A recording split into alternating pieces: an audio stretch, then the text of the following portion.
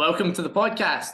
Today I meet Tomislav Hren, who works with entrepreneurs to double how much they can get done in just 6 weeks. He's based in Dubai, but is originally from Croatia.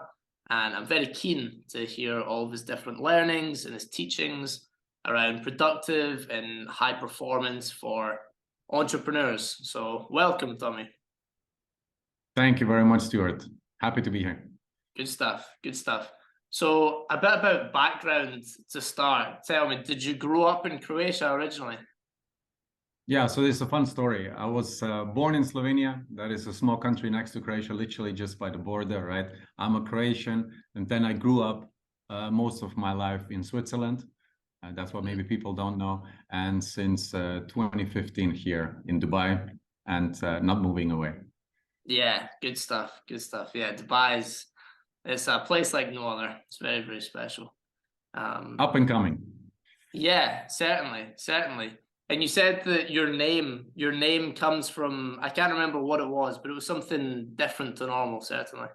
Yeah, maybe that's a little bit out of the ordinary, right? Hren, my last name, means actually horseradish, translated. So I'm kind of a spicy root, if you will, right? Yeah, so. Yeah, certainly. That's cool. Yeah, so as you know, I've got a few questions for you, all of which I think could certainly be very beneficial for myself to know, and also for listeners to know as well, all around, productivity, especially for entrepreneurs as well. So just firstly, how would you summarize what you do and the importance of it? Good question. So how I would simply summarize it, I help entrepreneurs to double their productivity and high performance by building life systems in a short matter of time. It's as simple as it can be. Cool. That's a very good sort of concise, clear elevator pitch, effectively. I think the word productivity, everyone sort of talks about productivity and sometimes kind of almost brags about it. And I think it's effectively overused, the term productivity. What would your definition of it be? Another good question. It's not about the definition. I would say, what is actually within the word productivity, right? Kind of producing something with an activity. It has a lot of components to this, right? Which are, as you said, probably overused, but it's kind of the art of managing your time, right? And managing your energy, being resourceful with the things you have, and working towards a goal and your priorities. So that's kind of, in an essence. It also contains focusing on your high value activities, because if you can be busy and quote unquote productive, but if you just do work on the low level activities or low value add tasks, you are just being busy. You're not actually productive. So that's kind of the thing. And the last part is productivity is very subjective. Every individual has a different understanding of what is productive. One might be doing 50 things a day and looks for person B very busy, but person is like, okay, I'm highly productive because I am working on my key task that I needed to do. Yeah. I think that's how you hear about people like Elon Musk is an easy example. He's got all these companies doing all these crazy things, but he still has time to reply to random tweets on Twitter and stuff like that. So yeah, it's certainly how you manage the time and what you're actually spending your time doing it, or what you're spending your time. Very true. It's about setting priorities, and I think what is important to the individual self, right? Yeah, certainly. What do you think is the best way to figure out your own habits and schedules? Because everyone, especially if you take advice from YouTube and stuff like that, a lot of it can't apply to yourself because you have your own things that are different to the next person that you need to do. How do you think someone should figure out a schedule or the habits that are going to work for them specifically? That's another good question. This is where the essence of it lies. I think if what you do every day, this is how you will become. It's and so it's very, very key to understand how to build your habits. I would recommend everyone to create kind of self-awareness, figure out what are your current habits, what do you do on a daily basis? How do you spend your time, and how much time do you spend on certain activities? Are you able to see some patterns, from a day to day, week by week, and then understand what are the triggers that get you to do certain activities? Let's just forget about habits and schedules. Like, you do certain things on a daily basis, figure out when you do them and why you do them. The why is the trigger. That, for example, could be as an entrepreneur, you might be procrastinating on some important activities during a specific time of the day. You know that you need to do them. They will get you the money into your pockets. But if you do them at the wrong time, you will feel like tired and you will not have, the proper output, if you will. If you start adjusting this, creating a habit, okay, I will do that as part of my morning routine. I will do it as part of this morning block where my energy is at its peak. This is how you can start figuring things out. Or, getting into, from a bad habit perspective, getting into a reactive mode. What I see with most of the entrepreneurs, the moment you wake up, what's your first action is pick up the phone, let me check the emails. Emails are other people's to-do list for you. This is a very bad habit. So you literally start your day in a completely reactive way and in stress mode versus, okay, you know that you feel stressed. Why is that? I picked up the phone. This may, this kind of raised the stress level. My cortisol level got like to its peak in the morning, literally within the first 10 seconds. Like, oh my God, I need to run behind this. Okay, why don't you start establishing a habit in the morning? In the first 30 minutes, I will literally not touch my phone. Nothing will happen. There is literally nothing that you can do in the first 30 minutes to solve the world's problems or your own entrepreneurial problems. So start building certain things into your schedule that will help you alleviate stress, that will start to create this better version of you. Yeah, that's a good one. And it's something that I think a lot of people, myself included, they know that that's what they should do. They know they should not wake up, check their phone for the messages and emails and that kind of stuff. But it's so easy to do. And it is the first thing you think of.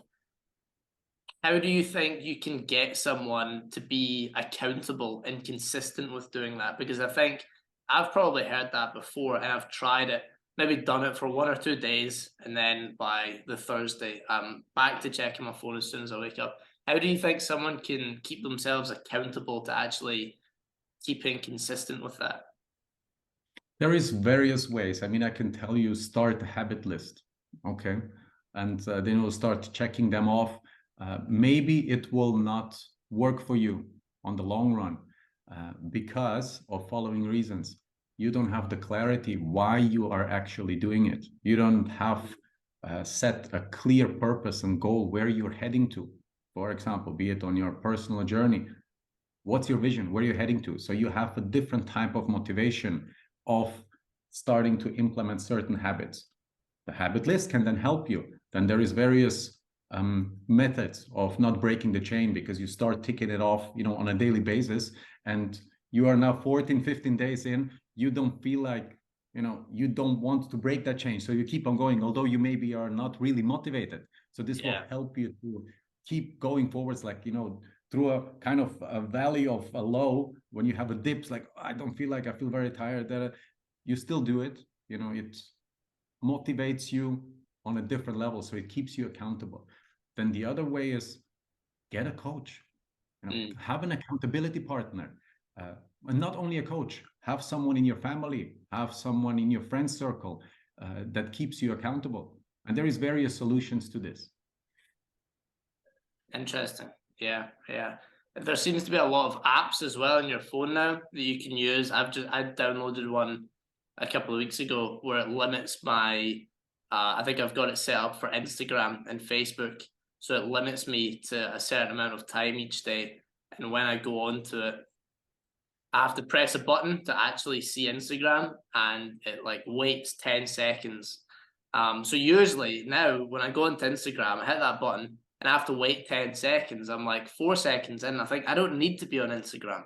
You know, and you realize it sort of stops you, makes you realize, what am I doing? Like I've done that automatically and I shouldn't be. So I think there's a lot of great tools now as well online to utilize to help with that kind of stuff. Cool. Very true. And just to add on this here, right, Yeah. is this is kind of a suppression technique. You're Mm, trying to avoid the bad habit by suppressing the urge. The moment you remove this app from your phone, you will fall back into. So this is not a sustainable thing. right. You Okay. have to get the clarity and understanding of why are you actually, you know, what are the patterns? We literally just in the question before we were talking about this. What are the patterns? Are you aware of these patterns? What are the triggers? Why are you actually doing it? What purpose are you trying to fulfill by checking social media now?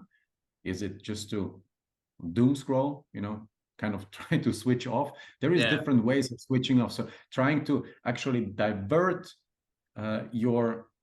the need into something better and healthier versus trying to just respond to a need. Mm, yeah. Yeah. That makes sense. What's your process if you're working with someone? And I would imagine one of the first steps is to set better habits and schedules. What's your system to getting something that fits them specifically? What's the sort of questions that you ask so that you can really help them out on that? Very good one. It really depends on the individual that I'm working with. We don't start with the habits. I think that's a wrong perception. You start with the habits. Okay, fine. So I'll start now by walking every day, 10,000 steps. Like, for what purpose? What is your goal? Have the understanding. You know, it is very key to have an underlying understanding. And for example, a personal vision. Where are you heading to? What is your 1, 2, 5, 10-year plan? Where do you want to be? This is where we will start introducing certain habits that we will start small with a small step, so not to overwhelm anyone, and we will start building them up. Most probably you read the book or you heard about the book Compound Effect. You know, small steps compound over time. They will eventually get you to where you want to be, but you need to know where you want to be. Otherwise, you know, there will be a certain period in time when there will be a lot of stress, a lot of things will come together, and you will start falling short on those habits because they are not really anchored into a bigger purpose or bigger goal that you're actually trying to pursue.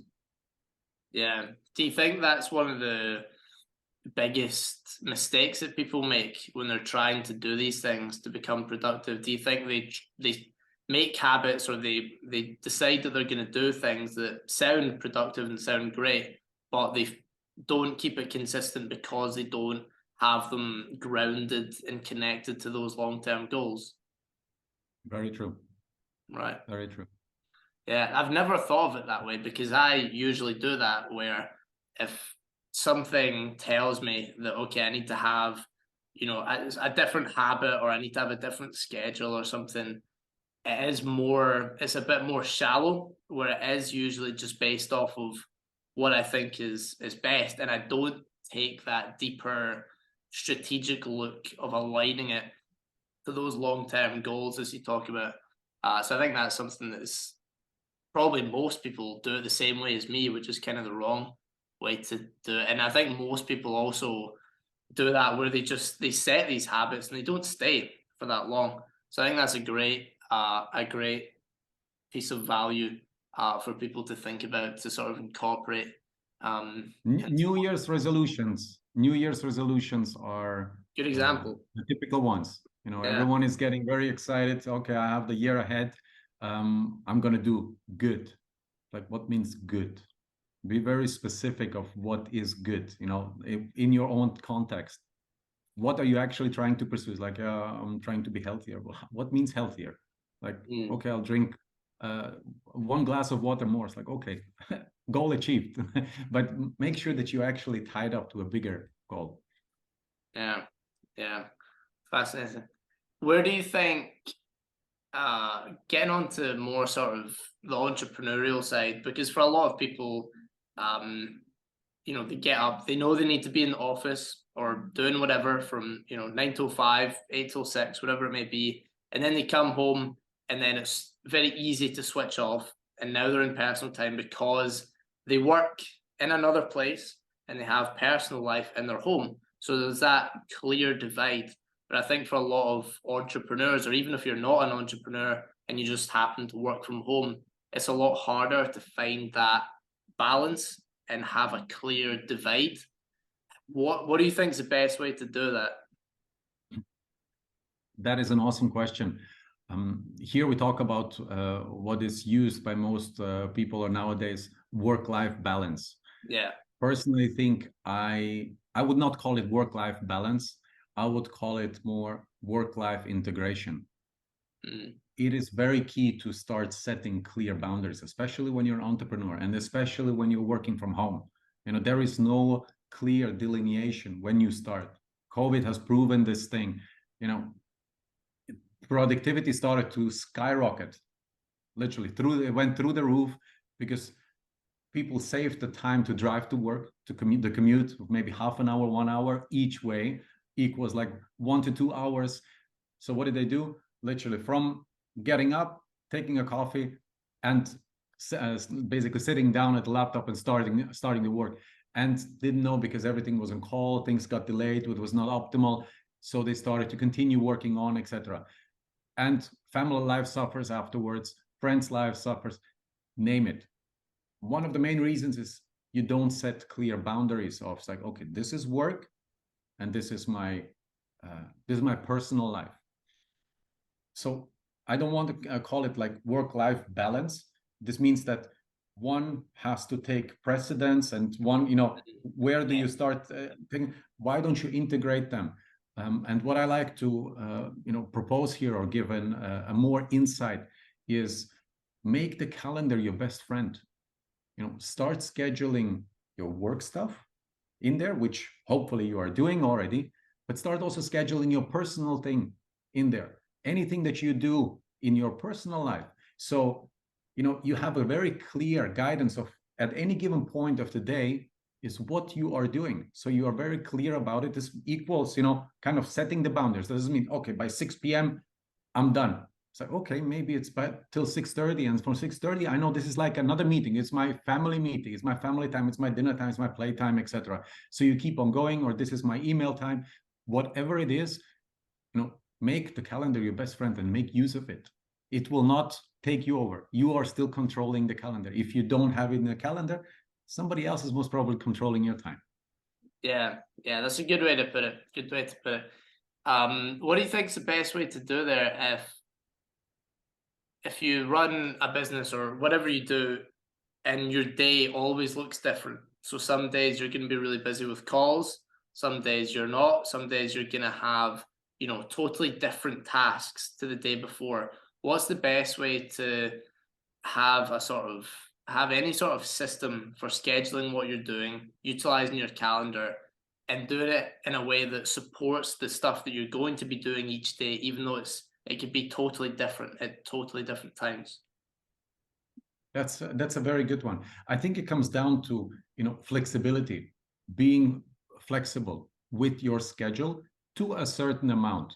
And it also comes down to, if you have ever-changing priorities, this means something is not clear in terms of where you're heading to.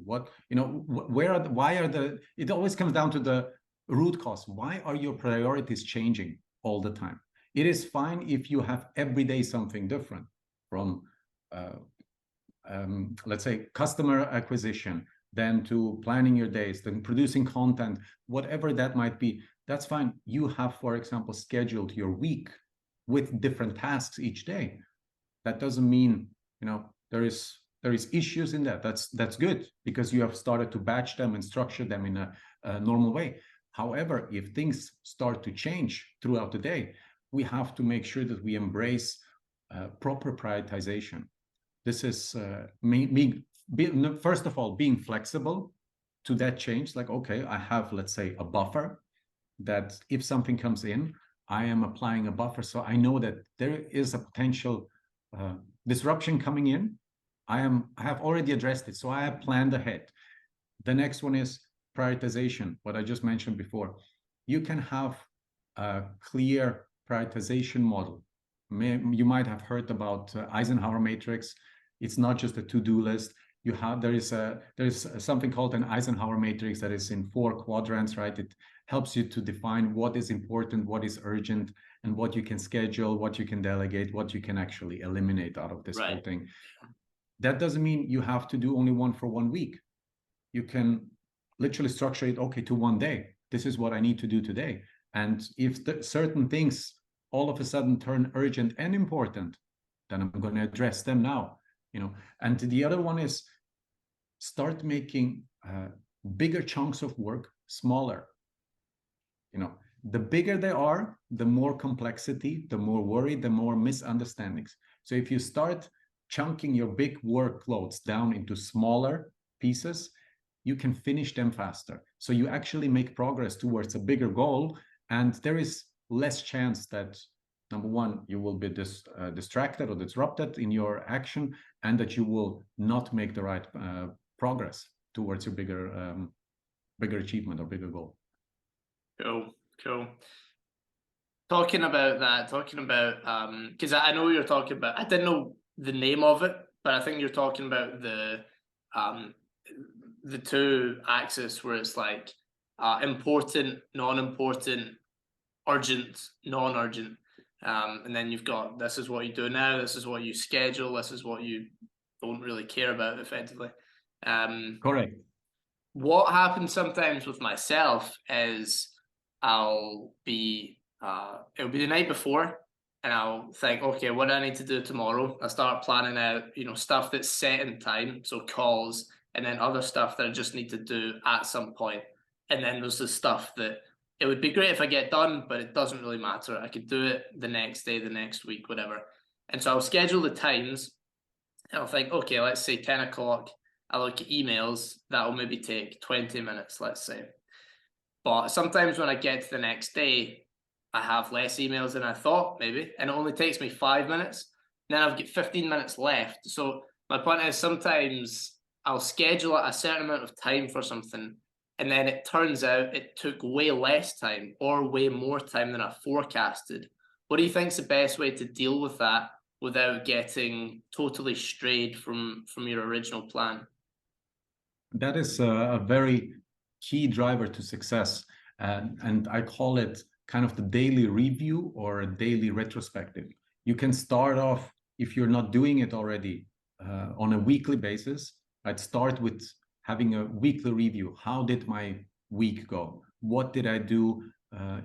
How did I plan? Did I plan? Number one, then yes, I planned ahead. Good. So all of these tasks, how did they happen? Did they happen as I scheduled them, or they overran, or I had all of a sudden so much free time?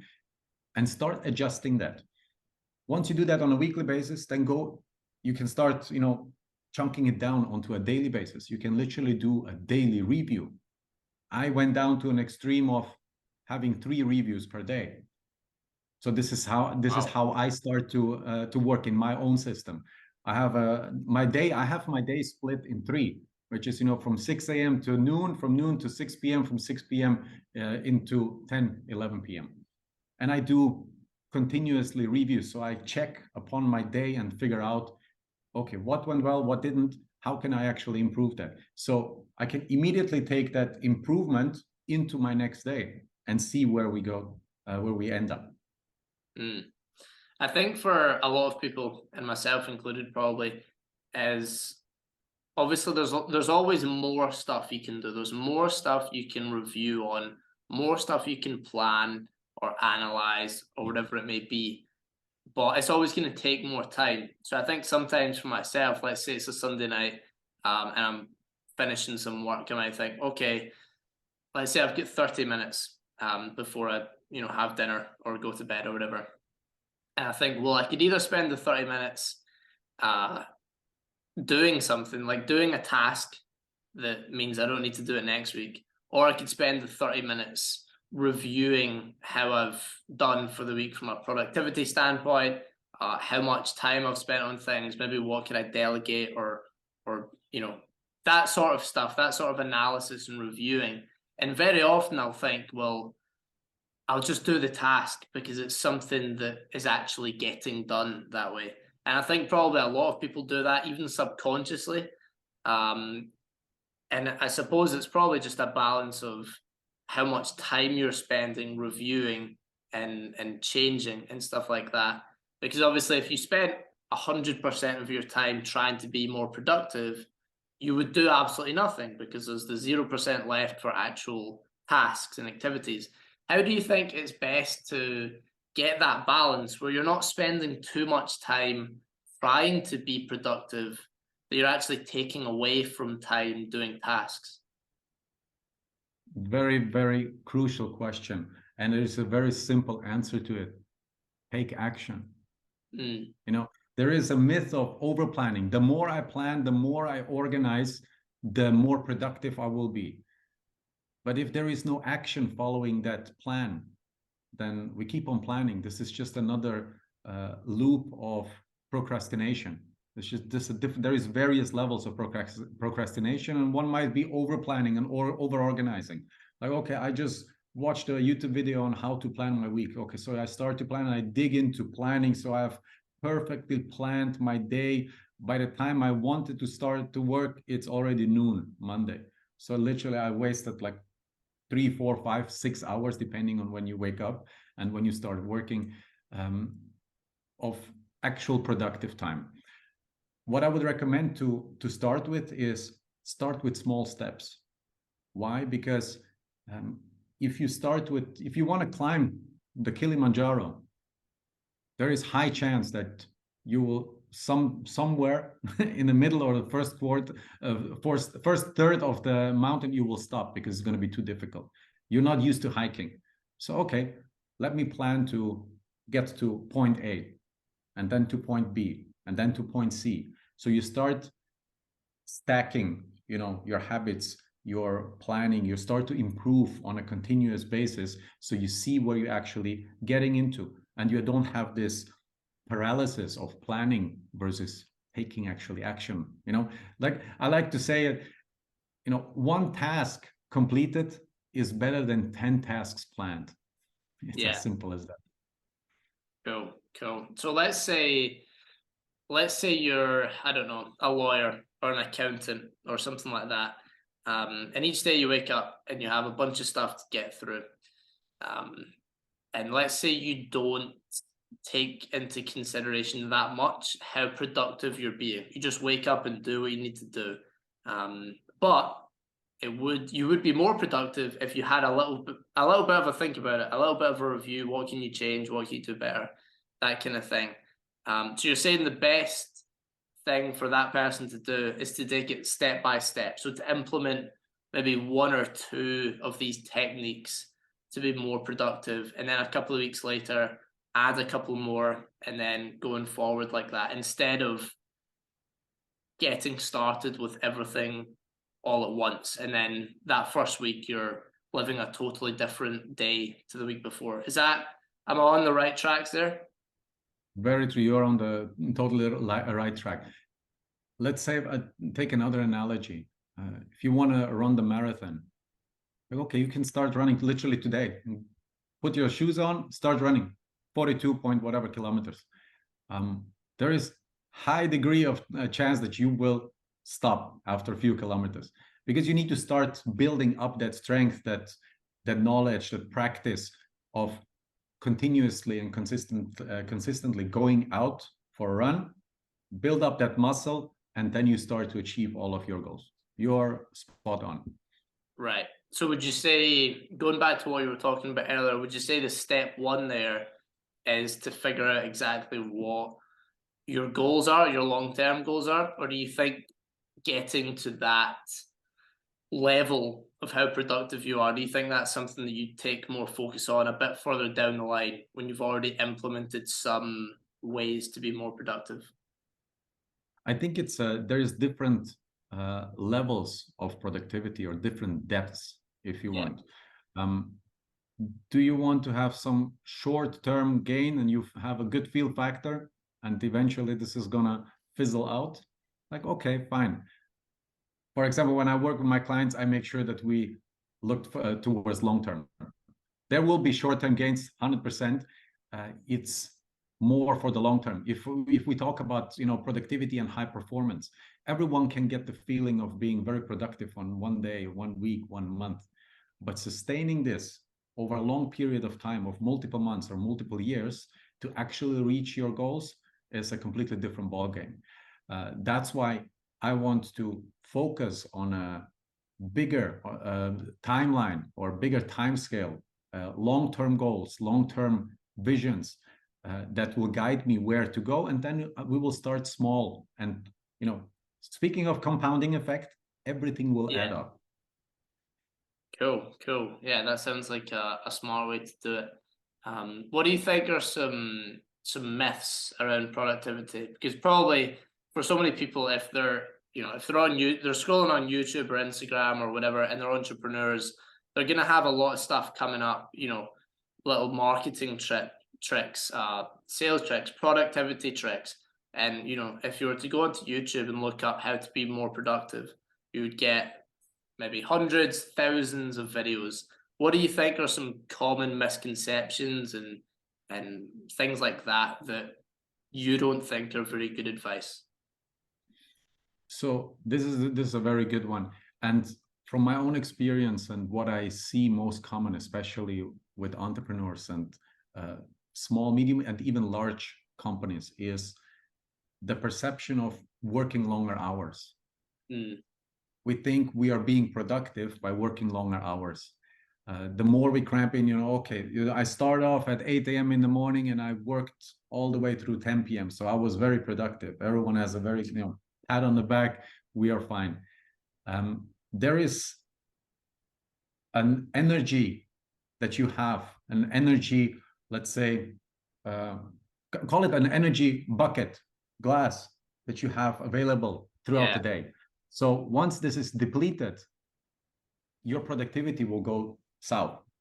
Like you think you're doing something, but your rate of failure and mistakes and quality, mistakes will increase, the quality will decrease dramatically.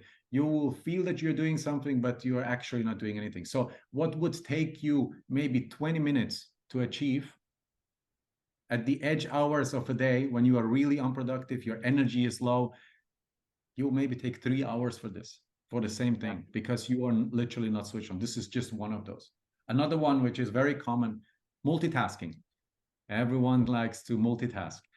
As long as we have very rudimentary tasks, I'm talking about breathing and walking, that's fine. Everyone can do multitasking. This is very beautiful, and we should. Otherwise, something would be wrong. Otherwise, we would either fall or we would literally just die. So, and the moment we have slightly more cognitive tasks to do, cognitive demanding tasks to do, meaning we need to put in brain power, we need to think, is it this or that? Multitasking kills you. There is no such thing as multitasking anymore. It is actually something that is called task switching. Your brain is constantly switching very fast from one to the other. Have you tried to listen to 2 people at the same time, or 2 conversations? So you're talking to someone and then on the side you hear it, try to catch, eavesdrop into this other conversation. Yeah, you have the good feel facts like, oh yeah, I can listen to this and I can listen. And then this person asks you, so what do you think? Like, oh, I have to switch back. And figure out, what did they say? I didn't hear it. This is where you can catch yourself that you're actually not doing multitasking, you're doing task switching. But your brain is so good at this that it makes you feel like it is multitasking. It has a good feel factor, but in fact, you're not. And anything that you start to do like in parallel, it will take 20 to 30% more time. Plus, the rate of defects or mistakes will increase tremendously. Yeah.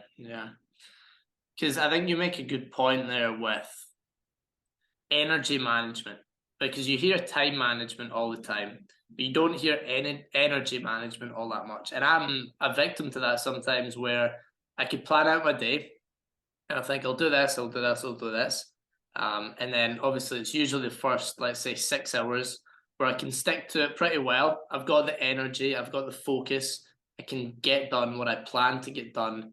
And then maybe you get into those later hours and yeah, you don't have the energy anymore. You've structured your day where it works from a time standpoint, but it doesn't work from an energy allocation standpoint.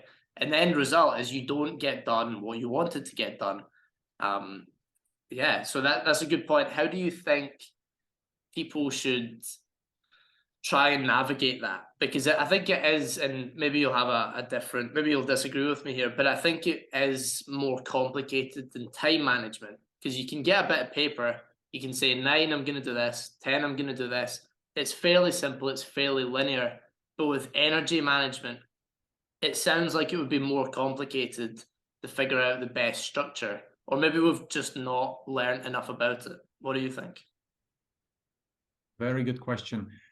Personally, I think energy management is one of the foundational building blocks that you need to have in place or should build first before you look into highly productive time management. As you said, time management, I do my planning, I do my schedule for the day, very linear. You know, if I do it in 30-minute blocks, 60-minute blocks, whatever it is, I will have a good feel factor after this. If I do a review, we discussed before just the review of a day. If I do the review of the day, it's like, okay, yeah, I have completed my task. I ran over a certain task, especially the last 3, I ran over by 200, 300%.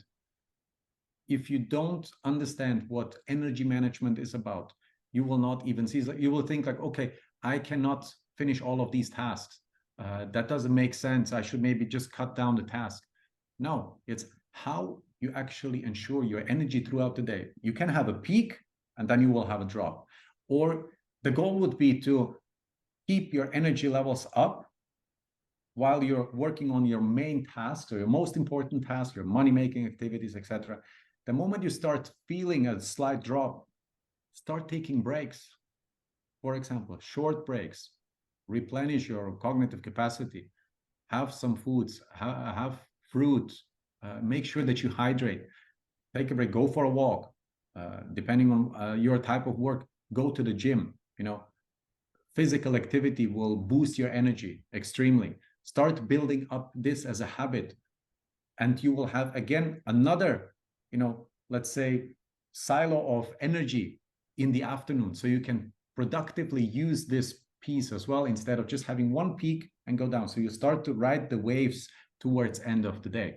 So energy management is very, very crucial, and you are absolutely right. It is completely underrated in most people, I would say. Yeah, yeah. I think it seems that most people, the time that they start to feel a bit of a dip is around 1 or 2 p.m., a bit after lunch. They've had their morning, which is usually quite productive.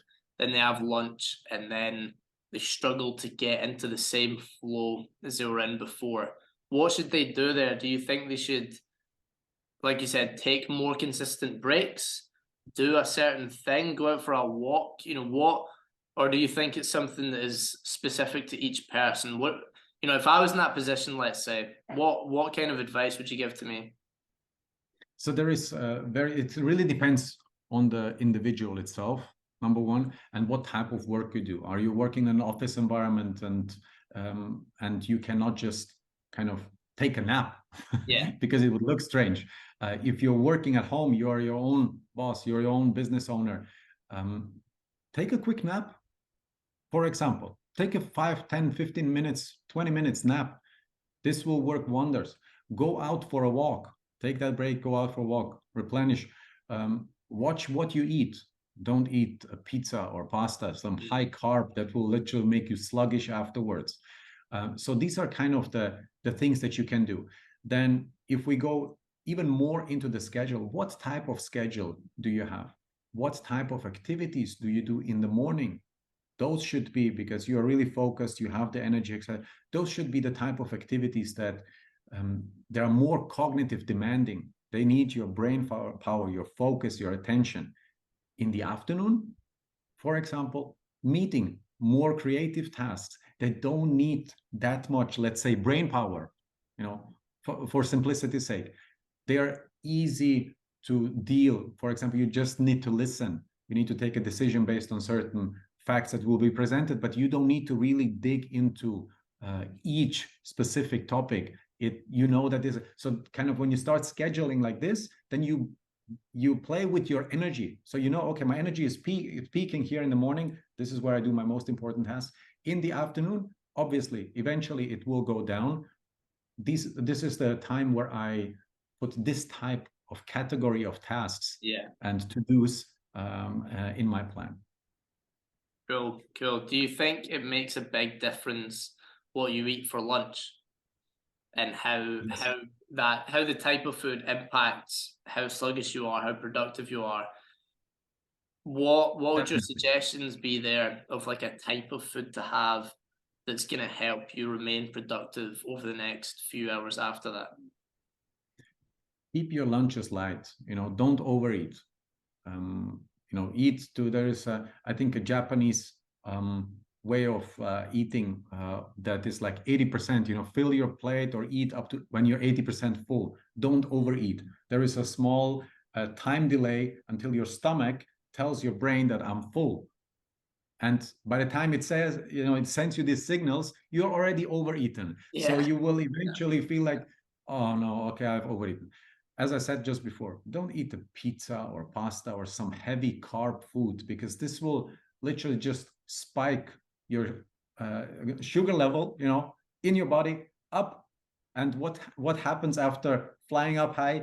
You literally fall down very low. So you will feel that sluggishness. Have, for example, a salad, have some light food, have few snacks, and you can balance it like this, for example. Cool. So you would say it's a combination of eating the right thing, which would be something fairly low carbs, and a combination of that and eating the right amount, being 75-80% of what you would ordinarily eat, which would be 100% enough to make you full. That's what you're saying? Very true. Yes, exactly. That's what I'm saying. Cool. I think that's something that probably not a lot of people think about, myself included. So that's a really, really insightful thing for people to pick up on, especially if you do work not at home, where you have less options to regain your energy. So you can't take a nap, you can't do this, that, or whatever. So I think it's probably even more important for that type of person. Cool. One thing I was going to ask you, obviously, it's May right now, and I remember I think it was November, I think, that that AI came out where it was like text to image. You say something or you give it some sort of information and it creates images around it. And then I think it was really soon after that ChatGPT came out, and it was like AI became a huge thing very, very quickly.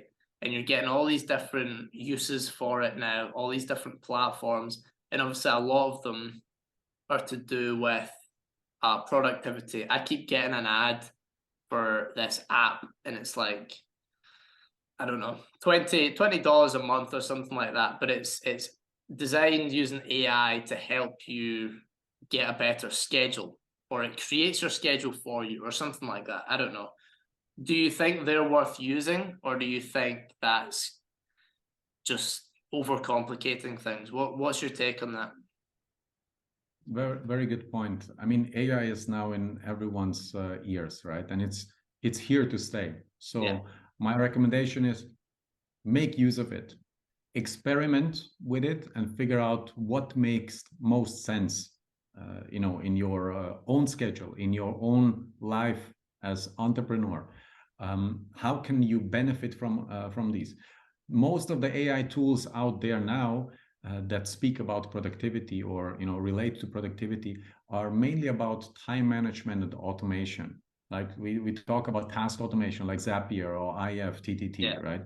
Where literally you can kind of start connecting things that happen automatically in the background, virtual assistants, or intelligent scheduling. My clear advice to this would be experiment, figure it out. When we are talking about continuous learning, continuous improvement, getting out of your comfort zone. If you don't know about it, look into it. Take an hour a week on a weekend and literally dive into this and see how can you apply it in your own context, and do a trial run for a few days, for a week, and see what is the impact that it has actually. Is it a net positive or net negative impact? If it's a net negative, okay, maybe you have not been using it right. Check. Otherwise, scrap it. You don't need to jump on every bandwagon. You know, there is this kind of SOS, this shiny object syndrome. Everything new comes up. Everyone likes to divert their attention of their actual most important tasks. And we come back to that myth of before. The more you plan, the more you organize, you will get more done. Now, if you do not take action, nothing will happen. Yeah, yeah. And I think what you said there about when you're using any of these tools and they have a net negative impact, we immediately think, oh, the tool sucks. It's not good. I don't like it. And then very often we just haven't been using it right. That's something I do a lot subconsciously. Maybe it's a thing of like passing the blame or not taking accountability or something like that. But very often I'll use a system and I'll be like, this is really bad. And then I'll just learn that I've been using it wrong. I've not been doing it the right way, that kind of thing. So yeah, I think you're spot on there, especially with the idea of trying things out, because that's the thing with AI, is it's moving very, very fast as well. So there's no point in trying to like get the perfect schedule, especially with AI, especially trying to get the best system using AI when there could be a new one next week or next month that's way better, way different. Then you got to do it all again. So that's a good point. One thing I was going to ask you about, because as you know, I travel a lot with the business, and that can certainly complicate things. You're in a different working environment. You could be in a different city or a country. You know, you have to take a day out because you're flying or you're doing whatever it is. What do you think is the best way to be as productive as possible and be productive in a healthy way, where you're not just doing, work in the middle of the night because that's when your flight was? What's the best way to sustain that and be productive when you're traveling in a healthy and effective way? That's a very key question, because in my past job, I was traveling a lot. So I have faced this literally on a weekly or bi-weekly basis with different time zones. And that's why I want to also go into it. Are you traveling within the same or similar time zone, or are you traveling like 12-hour plus time differences? This is a different level of what your planning will be and how you should actually go about, right? That's where also energy management comes in. If you're in a same to similar time zone, let's say plus minus 3 hours, this is all manageable. The key is always to plan ahead. How long will your travel be? Will it be for 1 week, 2 weeks?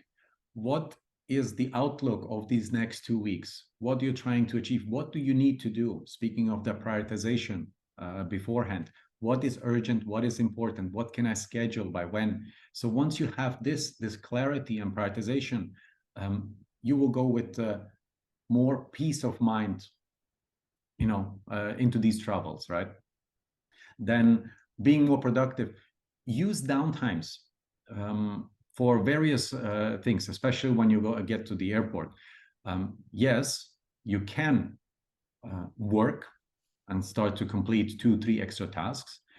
Depending on the time of travel, as you said, don't work like at midnight just because you're trying to crank something in. This is where energy management comes in. Okay, you did your right planning ahead, so okay, the moment I wake up on the plane, I will work for 1 or 2 hours. This is what I will do. Then don't stress yourself out by just, okay, getting to the airport. Now I need to crank out 2-3 tasks before I do this. This is a reactive mode. So start getting into a proactive mode by planning ahead and using those downtimes when you feel like, okay, it's in the evening. Okay, let me relax, take a little bit care of yourself and get with ease and peace onto the flight. Have your nap, have your sleep, depending on the duration of the flight, Then once you're up, your energy is up again. Do, you know, a smaller chunk of work and, you know, kind of complete it. Then the other point is also make also use of airport lounges. You know, Yeah. depending on how frequent you're traveling, you might have direct access to airport lounges. If not, then I would recommend you, you know, get kind of this priority pass or lounge key, etc. You can get into most of the airports, into the lounges. It helps because you get to the airport, let's say 2-3 hours beforehand. You get into the lounge, you have your meal there, you can relax, you find a working area where it's somewhat quiet. If not, you have your noise canceling. This is like one of the key productivity acts. I do not travel without noise canceling headphones. Right. And do your 2-3 hours of work in peace. And you know, okay, what is your deadline? By this time, I need to get up and get on a plane because the boarding will start. You know, so you have your peace of mind. You start working towards that. And then if you have a big time difference, depending on the time of the day you land, don't just go to sleep. Try to immediately adapt to the time zone that you're actually in by, for example, having an extra workout, or go for a walk. Make sure that you eat light. Don't eat anything heavy. Skip the alcohol. Nobody wants to talk about it. Skip the alcohol. You should not have it because it's going to completely mess up everything. You think you feel better with that glass of red wine, I will sleep better. No, you will not. You will actually have a more messed up sleep because your body will be trying to, you know, decompose that alcohol in your body to get out of it. And you might feel better in the short term, but on the longer term, you will be very tired. So this is where we get into energy management throughout the whole week. It is not really beneficial. Yeah. When you mentioned alcohol there, I was thinking the one word answer to so many people's productivity issues is caffeine. You know, whenever they're low on energy or whenever they have a lot to do or whatever it may be, caffeine, coffee, Red Bull, whatever. Do you think that's, well, it must be healthy and effective in some amount. What do you think is the right balance there? Because some people clearly are overly reliant on it. How do you think you find the right balance for yourself where you're maybe having the right amounts at the right times? Very good question. I'm coming back to all the way in the beginning, what we talked about, self-awareness, and start taking note on how many times per day are you having a coffee, and what are the times that you actually have a coffee? Is it just out of a habit? Because, okay, after every meal, I have a coffee. It doesn't do any effect. You know, it doesn't really boost anything unless you just like to enjoy the chat with the person because you're having a coffee. That's fine. But in case of productivity, you know, you can strategically have coffees, that caffeine boost, to help you level up that energy. And again, these are kind of quick fixes, or, you know, fixing the symptom of energy management. We are not actually addressing the root cause, which is the sluggishness, for example, in the afternoon. Are you doing enough workout, or are you doing any workout? You know, it has been proven by research that if you do daily workout, at least for 30 minutes, be it walking, be it running, be it some strenuous activities, your energy level, your cognitive capacity will increase. You will therefore also have less need for a coffee. So try to first understand how many times and when are you taking it, what are the triggers that you're actually taking it, and then see what if you start to experiment with different timings or with less amount of coffee over a week, and see how this will actually impact you. And obviously, do exercise. This is going to be your caffeine number one. It's going to be better than caffeine. I can literally vouch for this. Yeah. I think it's just coming into my head there, kind of all the stuff that you've talked about over the last hour-ish. Very commonly, what you do is you go back to the key concept. So when I asked there about caffeine, which is quite a particular thing in could have nothing to do with, you know, traveling or setting your original daily schedule. You know, they're all different things, but you're constantly tying them back to the same foundations, the same basics.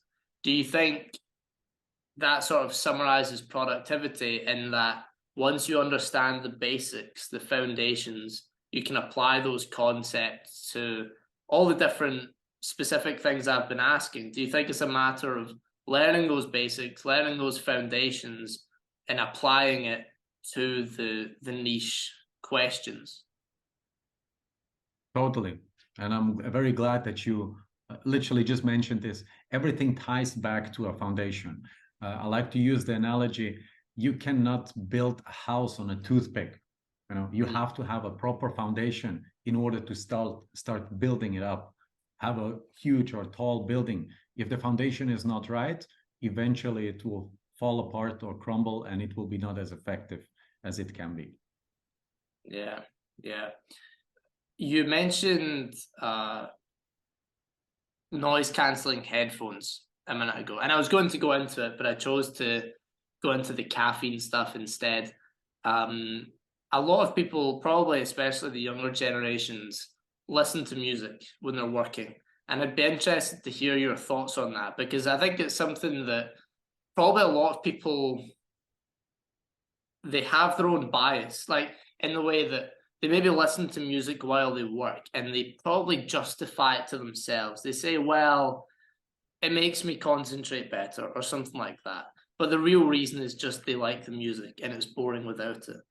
Do you think it can be productive to listen to music while you're working?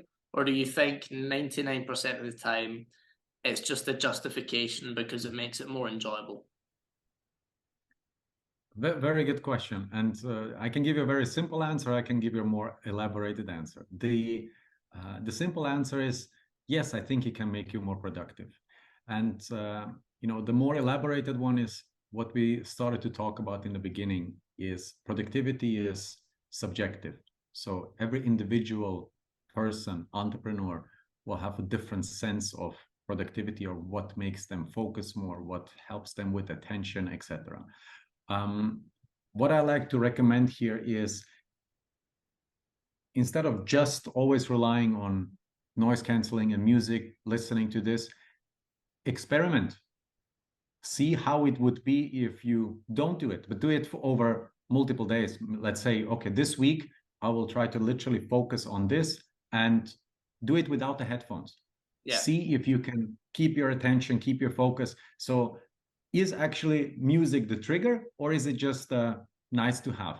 Again, I'm not saying remove music from your life. I love to listen to music. I have a special app that is called Brain FM when I go into my deep focus zone, because this is based on research and AI, depending on how the brain waves are, etc. This is how it feeds your music. So there is no specific lyrics or songs that would be in there. It's literally some white noise or some specific waves that help you to get into literally flow state. So by now I'm so tuned into this that I put them on in a matter of 20 to 30 seconds. I'm like zoomed out. I am completely into my task. Doesn't matter who is around. I don't see anything anymore. So this is to that level I was able to bring it. But I also know how to do that without the headphones, because most of the time, or there might be times where you do not have headphones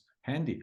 So you need to be able to actually get into it. That's what I'm saying. Start experimenting and see what works best for you, and then do more of that. Yeah. And I think what you said there is key about, it's helpful, but you don't need it, because it's easy to get reliant on these little apps or these little tricks. And I think it's important not to be reliant on it, to sort of, use it and utilize it as much as possible, but not become dependent on it, which is a good point. And that's good that you linked it back to a basic there. I was waiting to see what foundational part you were going to bring that back to. So that's cool. What was it? You said Brain FM. Was that the name? Brain FM, yes. That's an amazing app. It costs a little bit, but it's Right. worth every dollar that you're going to spend on this. So I'm happy to invest in anything, you know, that helps me with my own productivity, with my own energy, with my own focus, etc. And as said, I'm not reliant on this app. You know, there is days where I don't even touch it, and then there is days where I want it because it helps me way more. If I'm especially if I'm in any noisy environment and I cannot get out of a noisy environment, this is where I'm in my own world. But I can also be in a very calm environment and I don't need this. It's nice to have next to it, and I can see the differences, because it's also, to add one more point, to not make it relevant. If you, for example, try to work without headphones, notice and become self-aware of where is your brain moving? What are the thoughts that actually go through your head, and start writing them down. Yeah. So, see the patterns. Where are you heading? What is it? Is it open loops that constantly keep bugging you? And this means the moment you actually put the headphones on, this is just another distraction, but it's a more welcome distraction. Still, the things are not resolved. Your open loops are not resolved. So not having headphones and figuring out what your open loops are and start to address them at a later stage will, on the long run, be better. Yeah. So what would you say, how would you summarize the sort of key foundations that you've talked about? So you've talked about experimentation, you've talked about taking it one step at a time, and a few others. What would you say, if someone's going to leave this podcast and they want to just remember what the key foundations are, what are they? So there is one key step that we did not even touch upon, which is called mindset. Right. Yeah. I'm very much into a mindset. Every entrepreneur that will start working with me, they will go through a brain rewiring, I would call it. And no, I'm joking. It's about really having the right mindset in place. And this is what I call a relentless improvement mindset. Right. There is no such thing as status quo. There is either you grow or you decline or you die or whatever negative connotation we want to put into this. So this is kind of the foundation of it. Then we need to understand what is the motivation, what gets you up in the morning, what makes you move. In order to have that, we were talking about a vision, having a clear goal set, so you are actually motivated. Then you start to build a discipline, and this comes in a form of systems that are also called habits and routines. How do you build them up? Then you understand, okay, you start to adapt a different type of mindset of continuous learning based on your systems. It's kind of a self-improvement loop, and that's where you try to hopefully get into mastery of certain things. So foundation, to summarize: mindset, motivation, discipline. These are the big building blocks that will definitely help you. Fantastic. Well, I think a lot of really, really deep and good and specific knowledge has been shared today.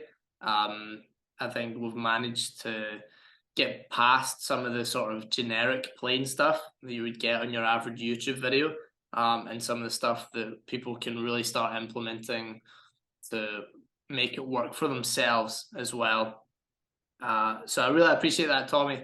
Thanks for coming on.